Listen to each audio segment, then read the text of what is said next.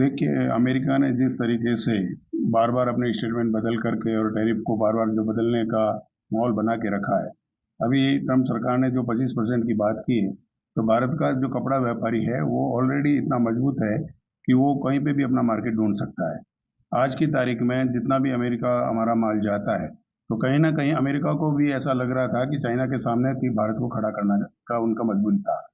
भारत का जो कपड़ा जा रहा था, उसके सामने चाहे बांग्लादेश हो, चाहे वियतनाम हो, चाहे कंबोडिया हो, उनके सामने भारत के कपड़े को इसी तरीके से इंट्रोड्यूस किया जा रहा था कि वो चाइना को कम्पीट करेगा और यूएसए भारत के साथ अच्छे रिश्ते रख करके चाइना को इंडिया को आगे बढ़ाएगा। परंतु जिस तरीके से 25% टैरिफ की बात ट्रंप ने करके उन रिश्तों में खटास पैदा की है, तो कपड़े व्यापारी को किसी भी तरीके की यहाँ सोच की दिक्कत नहीं है। हम भारत सरकार के साथ यही कहना चाहते हैं कि 35% खाली एक्सपोर्ट जो हम गारमेंट करते हैं उसका मार्केट खाली अमेरिका है। उसको हम कहीं पे भी किसी भी तरीके से दूसरे देशों के साथ में हम अपने समझौते एफडीए वगैरह और सरकारी नीतियों में बदलाव ला करके अपनी कॉस्टिंग कम करके और हम दूसरे मार्केटों में जा करके अपने कपड़े का भरपाई कर सकते हैं। इसलिए मेरा मानना ये है कि ट्रम्प सरकार ने जो 25% टैरिफ की बात की है, तो भारत सरकार को अपनी रणनीति थोड़ी नीतिगत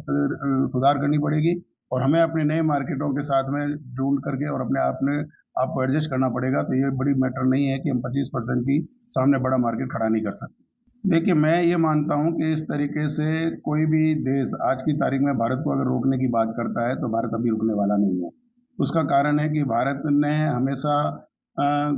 एक आपसी समन्वय करके दोस्ती के रिश्तेदारी के अंदर व्यापार भी किया है और अपनत्व भी निभाया है। परंतु जिस तरीके से ट्रम्प सरकार ने 25% का दबाव बनने की कोशिश की है, तो यहाँ का व्यापारी के खून में ये नहीं है कि वो दबाव में काम करे। वो अपना मार्केट ढूँढना चाहता है, तो अपना आपके बलबूते पे अपने बाज़ार को खोजेगा, अपनी कॉस्टिंग को भी कम करेगा और सर्वाइव भी करेगा। तो मेरा तो ये मानना है कि सरकार अपनी यहाँ की जितनी भी अगर उसके सामने कुछ कॉस्टिंगें कम करे, ताकि हमारा बांग्लादेश, वियतनाम, कंबोडिया के सामने हमारा भी व्यापारी सर्वाइव करे तथा यहाँ की एमएसएमई हमारा एक बहुत बड़ा एमएसएमई का जो एक्सपोर्ट होता है, उस एमएसएमई को सपोर्ट करके अगर सरकार